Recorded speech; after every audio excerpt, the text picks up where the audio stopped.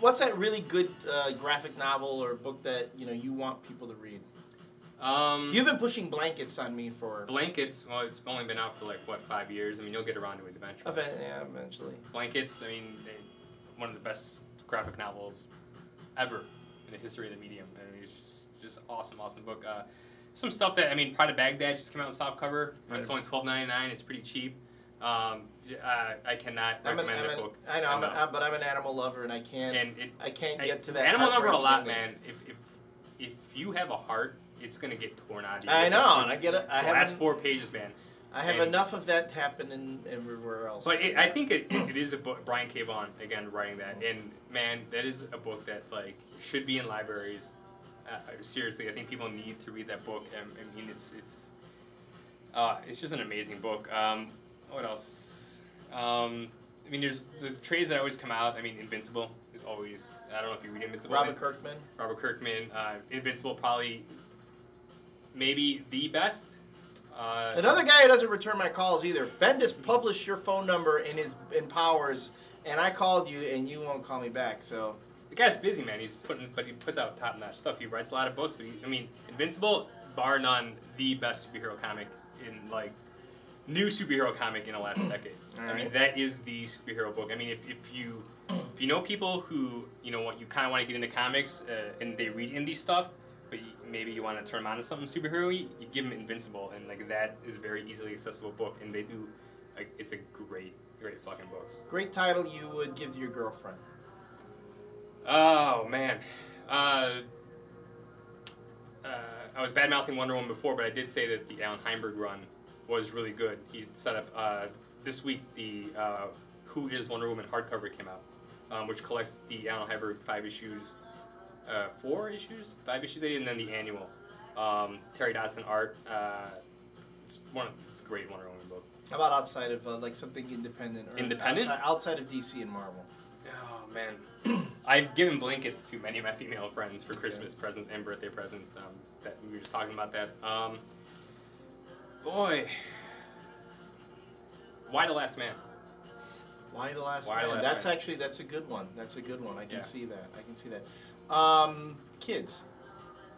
Kids? What book would you recommend that? I mean, for the parents who you really should not have been letting your kids watch this. If you had a young reader that you wanted to turn on the comics, and we're talking not something that's necessarily written for them, but that I don't like how some young reader comics seem pretty condescending. So yeah, very condescending. Something that you would think, you would want to get, like, say, maybe a 10-year-old in the comics. I'd hate to go back to something I already said, but Invincible. Again, Invincible. I think. Okay. I mean, for that 9-year-old kid who doesn't like to be talked down to, who can read and can understand and comprehend. Bone is another one. Jeff Smith Bone. But those are books that don't talk down to you, and they're all ages books, and anybody can enjoy them. But you made an interesting point a couple of weeks ago when you came in, and I do get a lot of, since I've been working in a comic shop and play the music that I do, I not only do I get questions about comics, but a lot of times I get people asking like, what band is this? What music is this? You made a comment about how when you come into a comic shop that you kind of want that, the feeling, like the overall environment of the comic shop, and you're talking about like how kind of like a cool comic shop, like not only selling like indie stuff, superhero stuff, but the music that you want to reflect also. And I guess the question was that like how does that make you feel, like going, because I'm sure you've been in a comic shop before where either there was no music or there was music maybe that you didn't like or whatnot, but like what about coming here? Just to pick here because we are here and I do work here. What's the ambient? Like, what attracts you to this store? Is the music important to you? Like as you're browsing and what kind of preferences do you have, like walking into a comic store? Like, what do you expect? Like, what do you want from the visit of going to that shop? When I go into a comic shop, I want I want to experience something new, really. To me, going into a place like this has always been about discovering something new, whether it's a new title or a new creator, a new artist. But with the ambiance, if the place isn't playing some sort of, if they're not playing the radio, which a lot of folks do, because they don't have a setup like Dreamland does, but some new music. There'll be times when I come in and I feel like I'm back in high school because it's basically they're playing, you know, the best of the 80s, and which is fine. I don't mind that. And then when I come in on the weekends, especially when I'm here visiting you, and you're playing all this really great, all these Euro bands, these British bands, stuff that I haven't heard before, that has a sensibility to it that really appeals to me and makes me feel a little less nerdy that I'm hanging out in a comic shop, because you know we still have the whole connotation that reading comic books kind of makes you a nerd or a geek. So that's why this kind of music or having this kind of ambiance really appeals to me.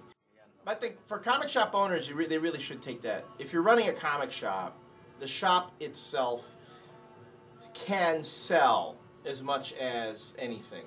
You know, when you walk in, that the product is attractively arranged, the floors aren't full of clutter, you don't have empty boxes or trash lying around, that, you know, when you walk in, you can see the titles, everything's attractively lit, you have an ambiance where people feel welcome to come in and look around, and they can talk about the titles.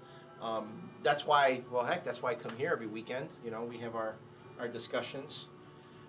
So that to me is really important. And I think really the comic shop, because it is such a destination, it really should be more than just a place to buy your books. It should be a place where you can come, hang out for a bit, talk with your buddies. You know, not only talk about comics, talk about the world, talk about magazines, books, video games, women, girls can come and talk about the guys, whatever. It should be also a social experience too. Yeah, I agree with that. It needs to be accessible. Because I know you love that word, accessibility. Accessibility. Accessibility. You call it what? Mediocre? Mediocre. Yeah, I call it accessible. Yeah. Well, you know, I think there is truth in both. There's a little truth in both. Yeah. You know, because you see some of the stuff that is really, really popular, that while not to disparage, it's not that it's bad, but there's nothing really outstanding about it. There's nothing that's saying, wow, that really pushed me today to get something from it. Whereas, you know, a book like Pax Romana is going to push you. It's going to make you sit down and actually read it and reread it so that you can get all the subtext from the book. So we end the way we began with Pax Romana. And Jonathan Hickman, a shout out to you. We love you.